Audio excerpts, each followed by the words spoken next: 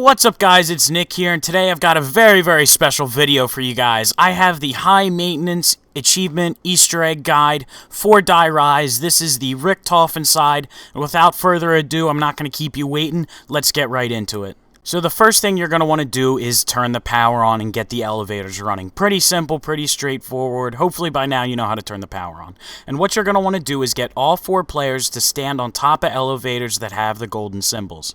There's only 4 of them, 2 in the building with the power switch, and 2 in the building with the Buddha temple in the bottom. Now, there's no set amount of time that you have to spend on the elevators. It's pretty much instantaneous. So, if you get your timing down, you'll see them flash golden just like you saw right there. All 4 players on at once. It's instantaneous. Once they're golden, you're good to go.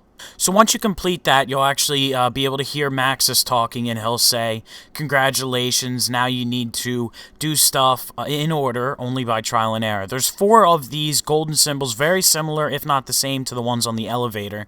And basically, you need to go around the map, triggering them and finding out which order they actually go in. We found that the easiest way to do it was just to assign 1 player to each symbol and try different combinations until they stayed lit up. Eventually, you'll do it so all 4 light up, and again, you'll get another quote from Maxis saying you're good to go. Again, keep in mind we are going to be working with Richtofen in the end, though. So once you find the proper order, and it changes every game, it's simply trial and error. That's the best I can tell you. Here's an example. There, someone mistriggered it. It turned off. All you have to do is turn it back on. Once you complete it, you'll get another quote.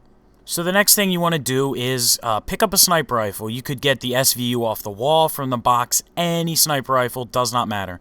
And you'll actually notice that inside the mouths of the dragons up on the roof, there's actually these balls that look just like the ones from Moon. All you have to do is shoot them. It's pretty simple, and let's show that.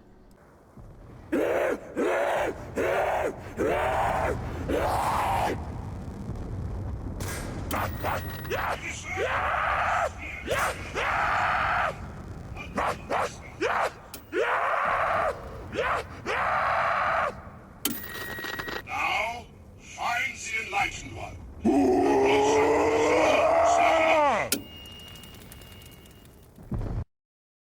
will need the weapon you hold. It is lurking. The sheer has located. Now, one more must be found. Now there you can see obviously the balls have teleported into spawn. This is very important. If you want to do Richtofen, which is what this guide is written for, you need to leave the balls on their pedestal. You need to build the wonder weapon, pretty simple. All the parts are down on a bench. There's tons of videos out there, guys. If you don't know how to build this, just search it. But you need to build the wonder weapon, the liquefier, and just keep shooting it until the balls start spinning.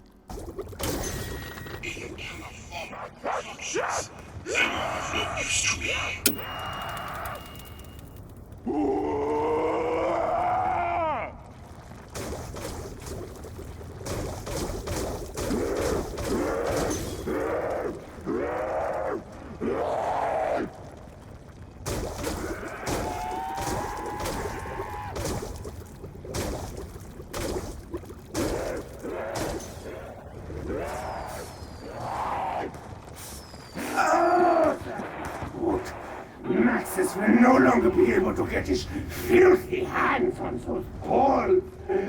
Those so wet. Now, the real fun can begin.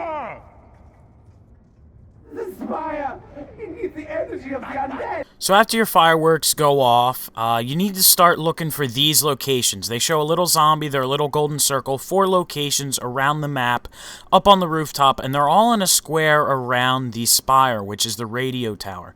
So what you need to do is find all of these locations and get all 4 of your teammates to make Trample Steams. And what you need to do is actually put the Trample Steams on these locations and have them face the spire.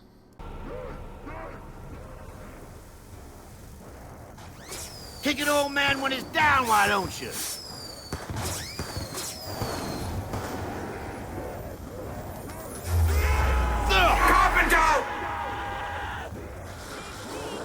So there you go, your fireworks, they're going to go off, signaling that you've completed this step and you're ready for the next one. Now, this is where stuff gets tricky. You're gonna have to get at least one person to buy the Galvanuckles. They're located down when you go to the Buddha room. The very first platform, there's a little offshoot room. You need to go in there and buy the Galvanuckles. They're 6,000 points, but the good thing is only one person needs them. Now, this is where things are gonna get a little bit confusing potentially, and I'm gonna have to try and do a good job of explaining this. What you're looking at right now, this is on the radio tower, and this is a Mahjong tile. These change from game to game, however, the symbol does not. This symbol is north for the Mahjong piece. This is the piece for north. Now, when you think about that, you realize that it is signaling the edge of the tower. And what actually happens is when you saw there that all 4 edges of that tower have turned blue, you actually have to figure out which direction needs to be hit first. So this one gives it away right here. This is obviously north.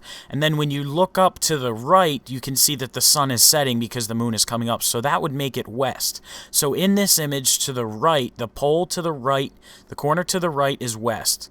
And the corner to the left is east, and so that's good for future reference.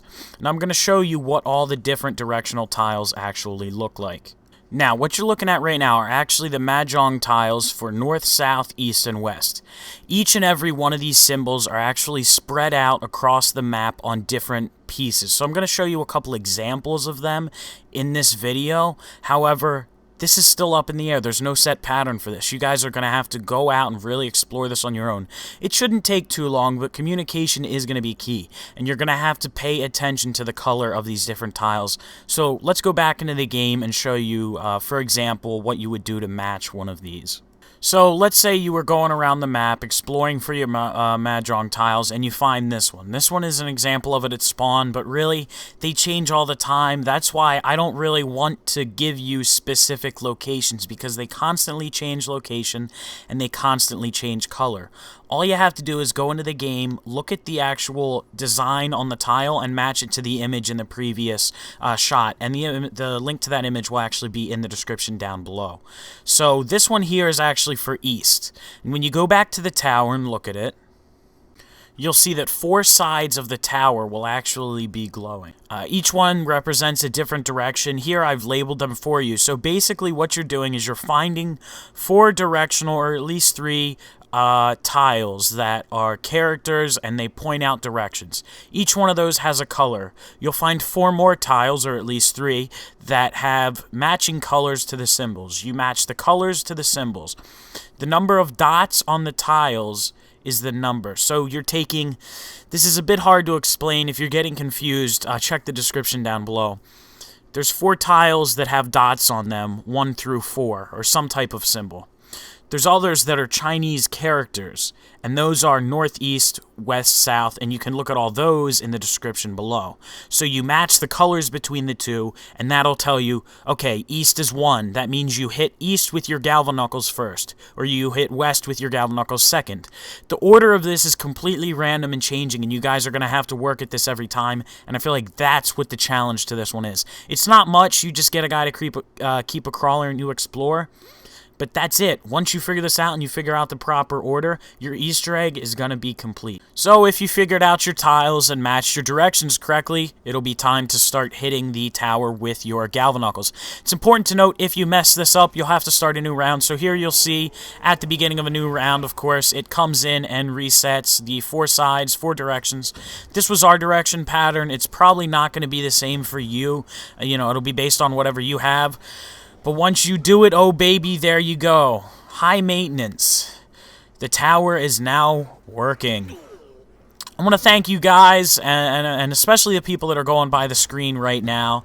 I couldn't have done it without them, and this really was a group effort. I have mass respect. I love every single one of them. We're all huge zombie fans.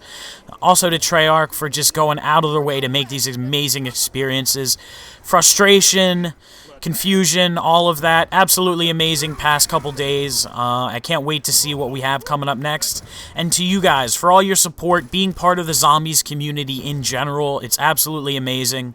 And if you guys enjoyed this, leave a like and maybe a favorite. I love bringing this stuff to you guys. It's absolutely awesome. I geek out over this stuff every time it happens. So I'm just enjoyed that we figured this out and that we're here, and I can't wait to see what's coming forth. I'll see you guys later, and be sure to subscribe.